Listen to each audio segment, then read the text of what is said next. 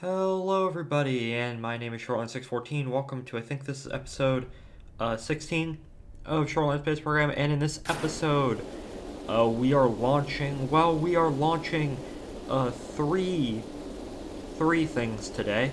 The first one being another Orlander for Challenger Station, the second one being a little radiator set, and the third one being a little crew module, all for Challenger Station. Of course, we're launching them on our, I think this is a Potomac 1-4 rocket. SRBs fly off, you've seen this before, and of course that comically large fairing. I think that fairing is like 5 meters wide or something dumb like that. But, just continuing, accelerating to orbit, you've seen all this stuff before. And, well, it's been a while since I last uploaded one of these. I've done a stream or two since then, but that's because I kind of got preoccupied with online school stuff. But luckily, I've been on break this past weekend, so I've been able to record some stuff. And of course, just getting into orbit, the launch is probably one of the most interesting parts. And there you can see in all of its glory the lander, which is just a copy of our other lander. Orlander, the solar panels, the radiators, and the crew segment. In the next episode, we should be able to send out some crew to the station. Obviously cutting out a lot of the boring rendezvous stuff. Of course, I still do some boring rendezvous stuff over here. Getting close to Columbia Station, of course, we're going to use our Nerva tug to bring all this out to Challenger Station around Minmus. I did that on a live stream, because it was kind of a boring and mundane task, and I didn't really think it warranted its own video. That's what I've been doing from now on. If it warrants its own video, it'll be a video. If it doesn't, like refueling stuff or just making runs back and forth, it will be a live stream. Now, of course, the standard procedure, of course, is just to park this next to the station, and it turns out I also had to refuel the tug, so of course that refueling bug is still in the game, so it was kind of a hassle of me having to click off and click back on, and stuff like that, so I just cut that out. And anyways, so I undocked the Nerva tug, and now we're gonna bring it over towards the payload, and of course we're gonna jettison the upper stage. We're gonna dock to the station, refuel it, and then we're gonna deorbit it. And of course this is going to dock to the payload, and it's going to be taken all the way out to Minmus. This is what is this, the fifth flight? This would be the 5th rotation flight between the station and Minmus, which this is coming along rather nicely, and of course it's always, we've improved the system a lot, because now we don't have to refuel it from, we can refuel it at Challenger Station, because it has the ISRU, and it has the Orlander. So I just come in close to about 280 meters away from the other thing, and I just go ahead and that Potomac upper stage tug. We really don't need it, so I just have it back away, and then I point this in the proper direction. And of course, the tug isn't. I kind of have a hard time docking the actual Nerva tug, and this has its own fuel, so we're actually going to be docking this to the Nerva tug instead of docking the Nerva tug to that. And of course, it's going to go on the front, so we're going to push it out there. That back docking port, eventually I might add like a massive fuel tanker to it, or maybe even a second one of these, or maybe even a dedicated tanker, but I don't think I have enough room for that. That's not on my mind right now. The next thing that we're going to do is we're going to do some crew stuff next episode, getting crew out there. And, well, anyways, I orient the Nerva tug like that, and as you can see, we're going to the nighttime, so night dockings are always, dockings, for some reason, always like to occur at night, which is that kind of sucks. Looking back on this now, I also did forget to put lights on this as well. However, it really doesn't matter with this one, because the crew segment is going to have, well, it has lights in the hitchhikers. That's 2 hitchhikers, and the radiator is just going to go on the end of one of the fuel modules. We're going to have to rearrange Challenger Station once we get to it, because, well, my beautiful planning skills once again were beautiful, and I once again launched a bunch of modules that didn't fit how I originally wanted to. Didn't. Let's just say I did not think this through. I just slapped a bunch of stuff together and threw it up in orbit because it works. Yeah, but if it works, it works. That's become very much a motto of the series. Anyways, as you can see, we're going ahead and we're docking this to the Nerva tug. It doesn't need to be orientated the right way. It's just useful and looks nice. And well, as you can see, one of those poodle engines on the ore tug, it's gonna somewhat collide into the radar, the antenna on the stage on the Nerva tug. Anyways, speaking of tugs, I switch back to this, and I then proceed to bring it towards the station. I probably should have cut some of this out, but well, too late, I guess. Go back to the station in all of its glory. We have 4 tugs docked there. I don't think we're going to be using them anytime soon. We mostly use them for extra fuel storage. And, well, we end up deorbiting this one, which, I mean, that provides some nice, it kind of burns up on reentry and whatnot, but, getting close. Since when I went to record this, I hadn't really played KSP in about a week. I hadn't really played a whole lot of KSP. So docking this was actually it was way harder than it ever should have done. Excuse me for my kind of half yawning there. I am recording this fairly late at night, and of course Thanksgiving's tomorrow, so and helping with making food and setting up and stuff. People upstairs. Everyone likes to interrupt my recordings. Excellent. However, I did adjust my microphone settings so it shouldn't pick up as much background noise, which is good. Yeah, probably should have cut most of this out. This is at 3 times speed, so this was rather slow docking, a lot slower than it needs to be. And I think also part of one of the reasons. No, the RCS, yeah, the bottom RCS is actually, I just realized this because I forget everything. The bottom RCS is actually slightly off from the top RCS, which I probably need to fix that. But it's fine, I can go back in KSP and fix that later. Anyways, we go ahead and dock, and I cut out the refueling because no one wants to see that, especially with the refueling bug, which they hopefully should be fixing in the next update, which should be coming out in the next few days. I'm going to have to worry about that because my game is slightly modded. No parts mods, just everything is cosmetic, but you might break some things, you never know. My game is already starting to break somewhat. We go ahead and re-enter the main fuel tank, the engine kind of blow up. I try and burn off all the rest of that RCS, and it lands, and some bits actually survive. I might send a plane out here to kind of scout out everything.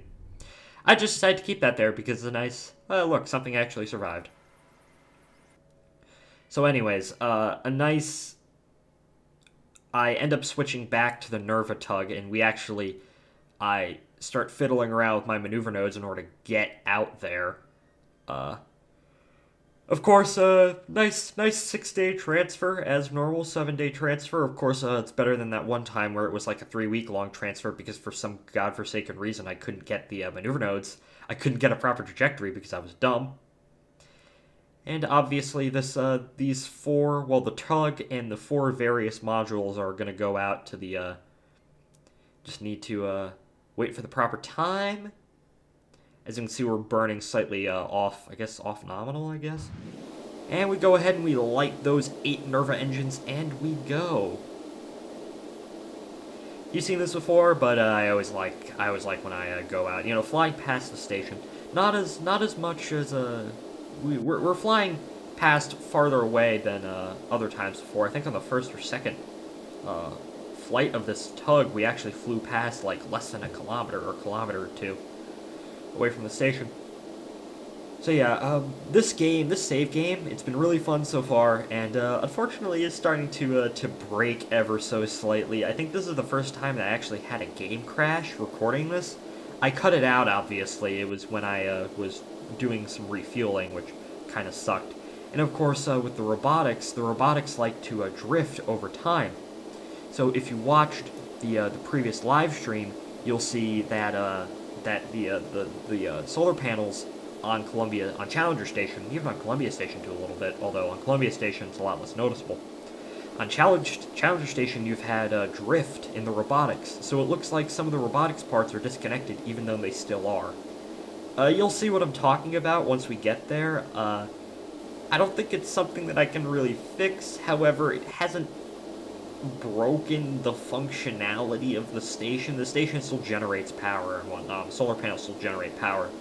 So, yeah, Challenger Station is a lot less, it's a lot less, let's just say, well planned out than Columbia Station. I plan these things, but I don't plan these things. My save before this was very poorly planned out, and now this is slightly better planned out, but it's still very poorly planned out. I think you get what I mean. Anyways, I cut out all the boring, getting to the proper orbit, rendezvousing stuff, because that took a while. And we come in range of the station. And I think the rest of this episode is just me rearranging the station. That accounts for over half the runtime of this episode, which, geez, what am I going to talk about? I'll figure it out. Anyways, I go ahead and I try and transfer. So my first idea was, I can't even remember why I'm transferring the RCS. We switch back to the station, as you can see, the station in all of its glory, and you caught a glimpse of the. Yeah, you can look at the solar panels right there. They're all messed up. So I go out and I take the tug, right? Our little orbital construction vehicle. I almost hit the solar panel on one of the fuel modules, which sucks. But one of the main advantages is we now have 2 fuel landers, which is quite nice because, we can now generate twice as much fuel. So I fail to slow down, and I time warp through the Nerva tug. That's not really an exploit. That's something for you because, when you're time accelerating crafts don't actually load, so you can phase through them. And I forget translation controls for 1 second. I almost hit the craft. And I go ahead and I will dock on the front of that little the crew module right there. And my basic idea is I will take the radiators and I'll take the crew module and I'll bring it over to the station. I'll use the tug to because the radiator module doesn't have any RCS, so I'll use the tug to dock the radiator module, right? And then what I'll do is the actual orbital module has RCS on it, so I'll go ahead and I'll dock it to there. And then obviously I'll dock the fuel lander and I'll dock the what's it called? The Nerva tug by itself. So I go ahead and I take this assembly and I bring it out to the station. And one of the main tip number 1, it's probably a good idea to, as I said, it's probably a good idea to plan this out by having like a craft file of your completed station, your VAB, or SPH or whatever. But I did not do this. So one of the issues that I had to deal with that I only just realized when I launched this is I originally wanted to put the radiator module opposite to the docking, the refinery module. But those radiators are a bit too big, so I went ahead and made the executive decision, well, I can't do that unless I want the radiators glitching inside the station, which just doesn't look good at all. This station already looks kind of shitty. I don't want it to look even more kind of garbage. This is very much thrown together with whatever pieces I already had saved. This part of it, yeah, part of it, not really. So I go ahead, I sit here, I think through, oh god, where am I going to put these? I can't put it there, so where am I going to put it? Well, I can put it at the end of those, the tanker module. The whole point of the radiator module is that when the ISRU is running, I don't actually have enough radiators to cool the ISRU, so I have to use the radiators from the lander. And since this is going to be doing twice as much ore conversion now because we have 2 landers, that's only going to become more and more of a problem. So I needed more radiators, and my simple idea was to make a module that's just nothing but it's the tube with the 2 docking ports and the radiators on it, which should be enough. Good thing in Kerbal Space Program you can assemble a station however the heck you want as long as you have the right docking ports. So in reality, I don't know if this would be necessarily, let's just say it would require a lot more construction if you didn't plan it out like I did. And I go ahead and I deploy the radiators. It looks kind of stupid, but it's all fine and good. And anyways, I begin to think about the docking module and the crew module. And my initial idea is I wanted to put it kind of opposite to where the refueling module was, and then I realized, oh wait, that really wouldn't work based off of how I set up the docking ports, and I actually want to use all of the docking ports on there. So my brilliant idea is I switch back to this tanker module, and of course this was a tanker originally that we used to refuel Columbia Station way back when, and I went ahead and repurposed them for this station. So this has fuel, this is RCS, this is power, this has engines, this has everything. It's its own craft. So I simply go ahead and I move it over to this side. So what I can do is I can go ahead and I can slide the docking module onto one of those other, I guess onto the port that this was just on. So I keep those 3 docking ports open, and I can just put the tug on the end of that, and that's all fine and good. And I go ahead and I rearrange my staging for some reason because OCD, I guess. And well, here's another kind of mess up. So the docking module has its own RCS, right? It's all balanced. I put the RCS is balanced, the center of mass is balanced, even though the docking port's slightly off center. So I go ahead and this starts to, I just leave the tug like this, right? And I go ahead and I'm like, well, I don't need the tug for this. I can just use the RCS on this to put it in its proper place. Which, yes, that is something that you could do. The problem is, this has no way of generating power. And for some odd reason, because I don't know why, I mixed up monopropellant and electric charge. So as you can see, my electric charge is going down because I have no way of doing this, but for some reason I thought electric charge was monopropellant and monopropellant was electric charge. And I'm like, oh god, what am I going to do? I don't want to leave this thing drifting without any power. So I get the tug and I go ahead and I dock it up to there. It's a simple procedure, just moving it over and, going ahead and, docking the tug to the module.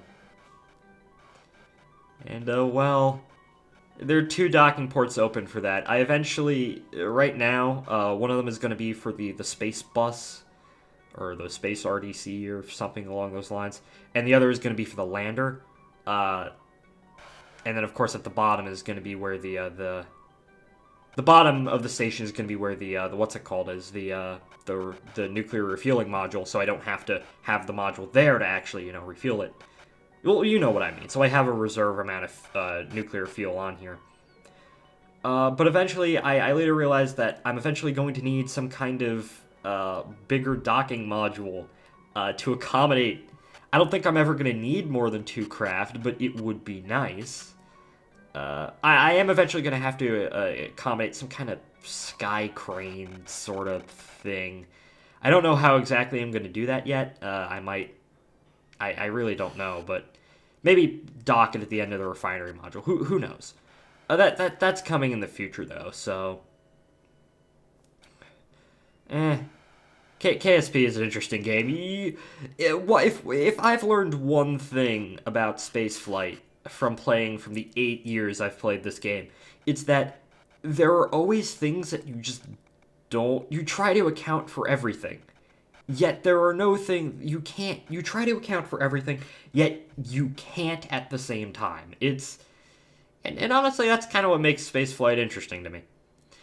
And anyways, that somewhat that assembly is complete for now, at least. And, well, I switch back to our Nervatug lander assembly, I guess. And my trick with this is, well, it's only 5 kilometers away. I just need to get this close to the station, and then I'll dock the lander to the opposite end of where the refinery is, and then I'll just dock the tug at the bottom, which should be all fine and good. I'm thinking for my next mission, for my next ferry flight, I'm going to have a nuclear fuel module, and then I'm going to launch a lander out here, like a crew lander. So we can actually go ahead and we can actually, land crew at places. And of course, the station is going to have a kind of skeleton crew of at least 3 Kerbonauts. So, and eventually I do want a small Minmus base that also has 3 Kerbonauts. A skeleton crew of 3, astronaut, engineer, and scientist. And the space bus is probably just going to have 2, a permanent crew of 2, which is an engineer and a pilot. Of course, in real life, the space station has a skeleton crew of about 3 people, and NASA requirements, the commander, you need at least a commander and a pilot on a mission. I don't know what requirements they have. I think that's the same with Russia and China as well. I wouldn't be surprised. I don't think they would send up craft with just 1 person on it. And of course, ever since Crew 1, we have, 7 people on the station? And, I forget who's... Yeah, there isn't enough beds on the station to actually fit everybody. But of course, they could always send up, some extra beds on, like, a Cygnus or a Dragon or whatever. Which is nice. The science output of the actual space station is doubled by, like, 300% or something ridiculous like that. Gee, it's almost like fully stocking a station is a good idea. And, well, that's enough real-life space stuff. Well, I don't know. You can never get enough of real-life space stuff, but back to Kerbal Space stuff.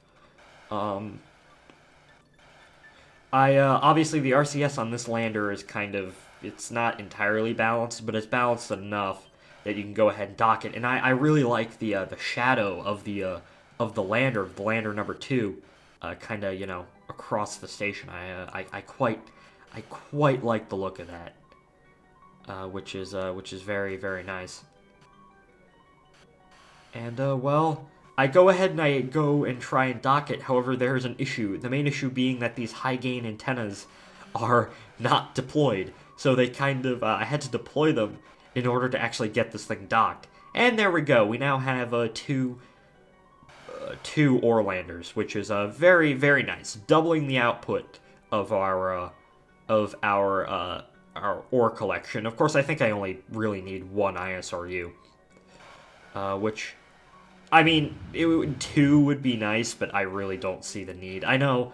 Oh, if you have 2, then it's 1 for each lander. And that was my original idea, and it'll probably take a bit longer to process the ore from both, but it's fine. We're gonna be doing fuel flights in between these. That's gonna be probably my next KSP thing is probably gonna be a live stream where I just do more fuel flights because well, if the fuel flights are good for anything besides fuel, next week I can practice my docking and rendezvous around the giant mint ice cream ball that is Minmus.